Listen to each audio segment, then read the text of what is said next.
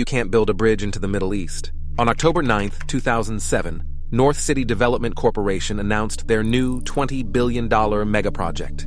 Their plan was to build a massive 18-mile or 29-kilometer-long bridge from the Horn of Africa and Djibouti to the Arabian Peninsula in Yemen. This new bridge would be referred to as the Bridge of the Horns and would break world records with the longest suspension span ever, boasting a width of 3.1 miles between support structures. The purpose was to accommodate the massive ships coming and going through the Red Sea. The current driving time from Djibouti to Yemen is approximately 79 hours, but with this new Bridge of the Horns, it was projected to take only roughly 18 minutes to travel from Africa to Asia. The bridge was designed to carry 100,000 cars a day, a number comparable to the traffic on the Brooklyn Bridge in New York City.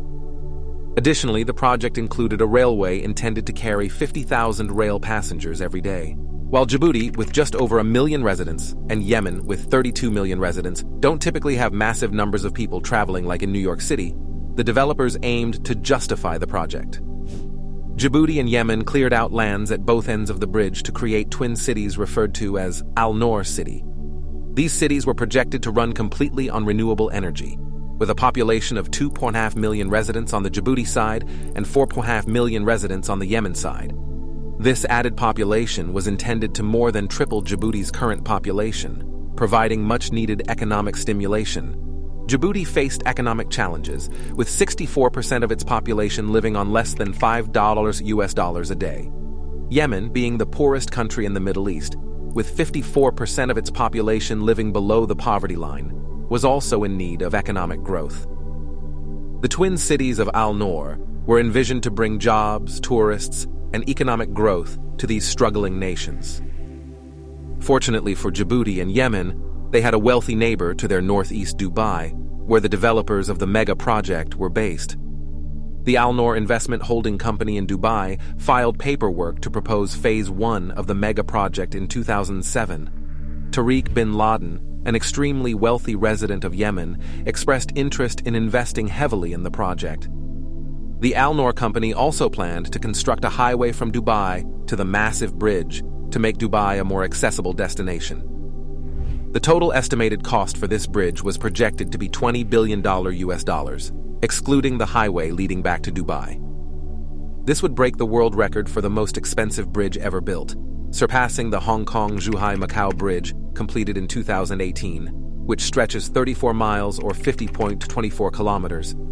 Another record-breaking feature was the insane height of the bridge's piers.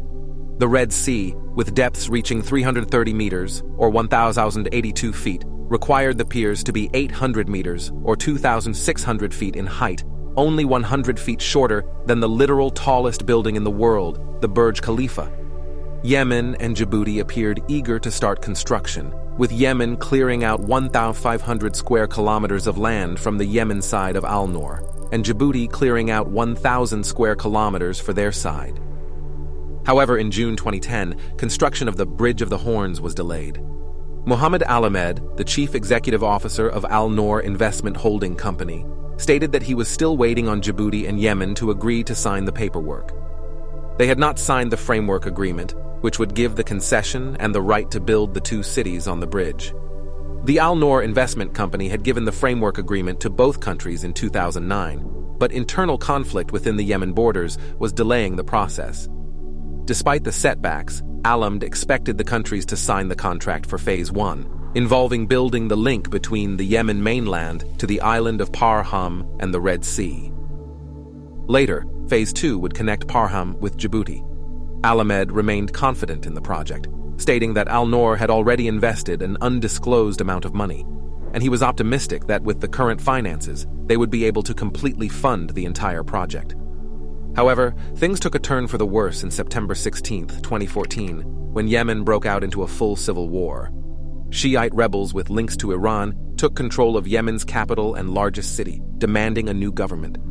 A country in the midst of a civil war is unlikely to sign off on a $20 billion mega-project contract. Moreover, with no legitimate government in Yemen due to the attempted overthrow by the Shiites, the fate of the bridge became even more uncertain. Djibouti, already facing numerous problems, didn't want to be connected to the disaster unfolding in Yemen. Other countries also became skeptical of the bridge because it would go over one of the most important shipping routes in the world, the Red Sea. The Red Sea and the Suez Canal are crucial passageways for ships traveling from the Indian Ocean to the Mediterranean Sea without circumnavigating Africa. Concerns were raised that if the bridge somehow blocked the waterway, it could become disastrous for global trade. The Suez Canal blockage in March 2021 served as a recent example. A massive cargo ship got stuck in the canal due to harsh winds, causing a significant disruption. Given that 12% of global trade runs through the Red Sea and the Suez Canal, this incident cost the global economy $9.6 billion in lost revenue over a short period. Imagining a scenario where the Bridge of the Horns ends up in the water, obstructing the passage of ships, would be an even more challenging and costly situation. The Horn of Africa region, where the bridge was proposed, is known for modern-day piracy, making the waters treacherous and the journey even more dangerous.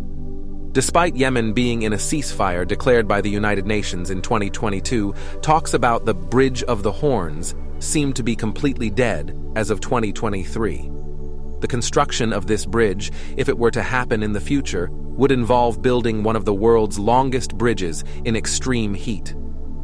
Djibouti's neighboring country, Ethiopia, is home to a small village called Ahmad Aya, known as the world's literal hottest town, where temperatures can reach 130 degrees Fahrenheit.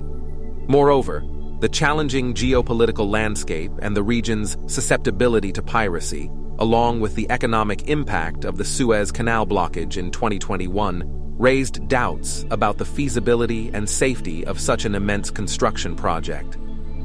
The extreme weather conditions, with Djibouti's neighboring Ethiopia boasting one of the hottest towns globally, added another layer of complexity. Despite the initial vision of transforming the economic fortunes of Djibouti and Yemen, the bridge project encountered insurmountable obstacles, ultimately rendering the prospects for its realization highly unlikely in the foreseeable future.